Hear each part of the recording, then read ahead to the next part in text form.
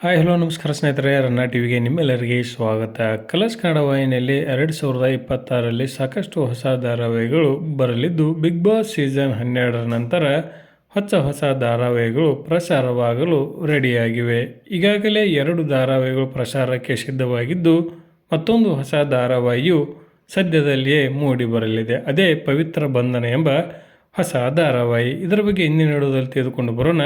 ನೀವು ಸಹಿತ ಕನ್ನಡದ ಧಾರಾವಾಹಿಗಳನ್ನು ಇಷ್ಟಪಡೋದಾದರೆ ಈ ವಿಡಿಯೋಗೆ ತಪ್ಪದೇ ಬಂದು ಲೈಕ್ ಮಾಡಿ. ಈಗಾಗಲೇ ರಾಣಿ ಎಂಬ ಧಾರಾವಾಹಿ ಮತ್ತು ಗೌರಿ ಕಲ್ಯಾಣ ಎಂಬ ಹೊಸ ಧಾರಾವಾಹಿ ಪ್ರೋಮೋಗಳನ್ನು ನೋಡಿ ಎಲ್ಲರೂ ಧಾರಾವಾಹಿಯನ್ನು ನೋಡಲು ಕಾತುರದಿಂದ ಕಾಯುತ್ತಿದ್ದಾರೆಂದೇ ಹೇಳಬಹುದು. ಇನ್ನು ಅದೇ ರೀತಿಯಾಗಿ ಪವಿತ್ರ ಬಂಧನ ಎಂಬ ಹೊಸ ಧಾರಾವಾಹಿ ಸಹಿತ ಸದ್ಯದಲ್ಲಿಯೇ ಬರಲಿದೆ. ಈ ಧಾರಾವಾಹಿಯಲ್ಲಿ ನಾಯಕರಾಗಿ ಬಿಗ್ ಬಾಸ್ 12ರ ಸ್ಪರ್ಧಿಯಾಗಿದ್ದ ಸೂರಜ್ ಅವರು ಇಲ್ಲಿ ಕಾಣಿಸಿಕೊಳ್ಳಲಿದ್ದಾರೆ. ಅದೇ ರೀತಿಯಾಗಿ ನಾಯಕಿಯಾಗಿ ದಾಸ ಪುರಂದರ ಮತ್ತು ಬೃಂದಾವನ ಧಾರಾವಾಹಿಯಲ್ಲಿ ನಾಯಕಿಯಾಗಿ ಕಾಣಿಸಿಕೊಂಡಿದ್ದ ಅಮೂಲ್ಯ ಅವರು ಈ ಧಾರಾವಾಹಿಯಲ್ಲಿ ನಾಯಕಿಯಾಗಿ ಕಾಣಿಸಿಕೊಳ್ಳಲಿದ್ದಾರೆ.